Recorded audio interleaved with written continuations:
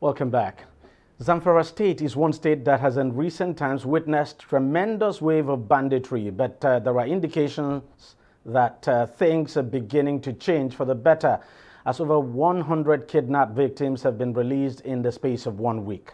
Just last week, notorious bandit kingpin in the state, Bello Turji, released 52 kidnapped victims as part of his efforts now to appease the Zamfara state government towards granting him an amnesty. Meanwhile, Turji, who is believed to be the leader of bandits in the state, had in December written a ceasefire letter to the government where he promised to embrace peace if the authorities will accept him. The Nigerian military are also giving the bandits a run for their money with renewed efforts to decimate their various terror groups, now operating in the northwest, which saw two leaders of the groups and their followers killed last weekend in Gusami Forest of the state. Meanwhile, the federal government says it has obtained clearance now to deploy the Super Tucano jets purchased from the United States of America last year against the bandits. This is as the government also officially proscribes the bandits now, or designates them now as terrorists. Of course, it has released a gazette to that effect. Now, the question is, could this be the end of the road for bandits in the country? Joining me on the program now to discuss this further is Dennis Amakri, who is a former director of the Department of State Services. Thank you very much for joining us on the program, and Happy New Year, because I'm seeing you for the first time this year. This gazette and the official designation of bandits as terrorists now, do you think it's going to be a game changer?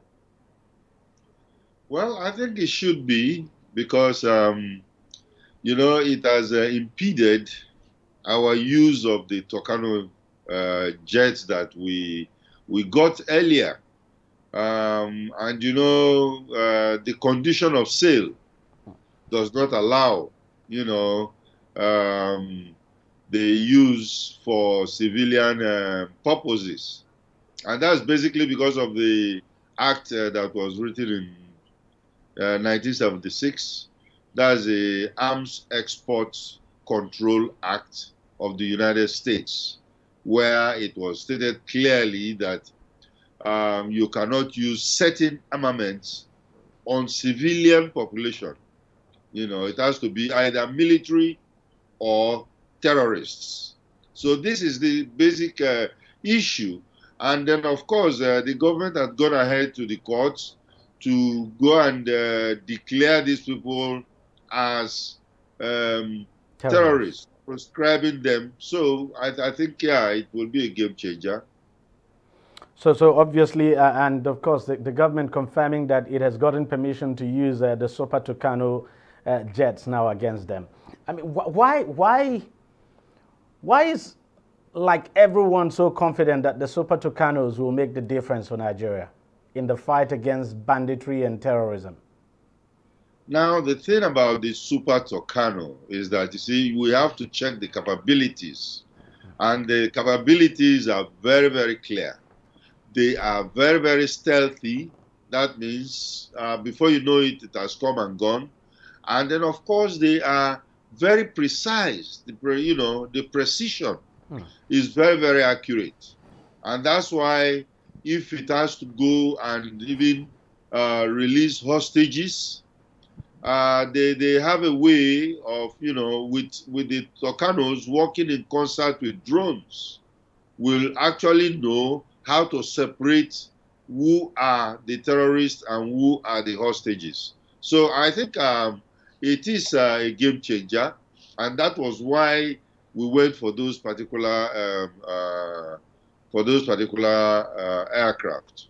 Now, do you think there's a connection between all of this now and the desire of these notorious bandits in Zamfara State, Bello Turji, to want to demand amnesty? I mean, to be conceding that he wants to give up banditry?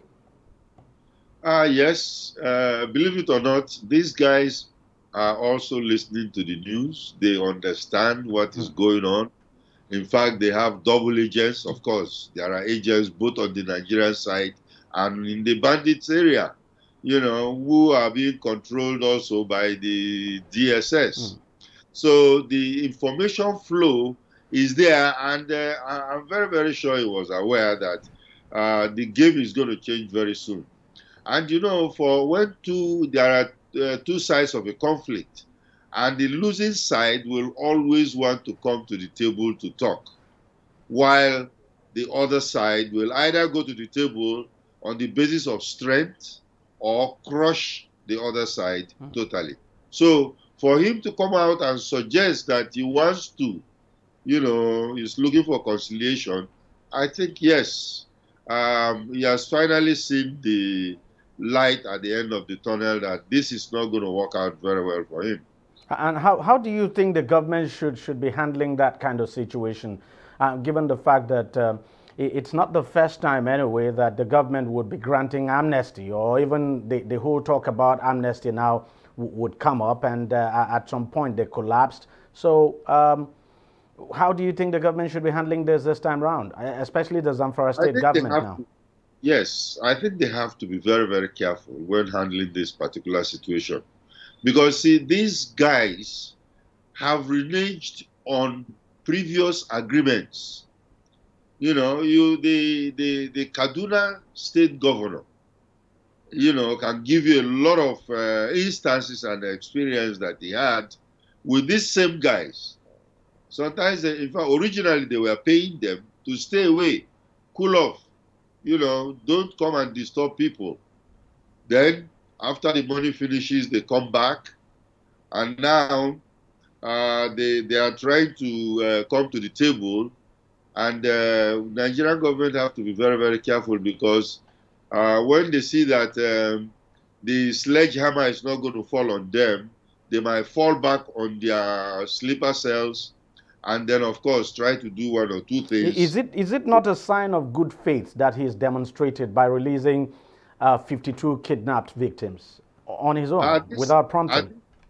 At this point, it does not have a choice. You know, he wants to convince the Nigerian government by any means possible that, yes, this is good faith, I'm releasing them. But remember, the day after he released them, some people were also taken, you know. So that also tells you that he's not totally in charge. There are other groups, and his ability to control those groups might be one of the bargaining chips. But the government have to be very, very careful when dealing with these guys, because they've reneged on their promise before. Mr. Dennis Amakari, thank you very much for joining us on the program and for sharing your thoughts with us. Thanks for having me. Thank you so much. Well, that's how much we can take on the program this week. We thank you very much for watching. I'll see you again next week. Bye-bye.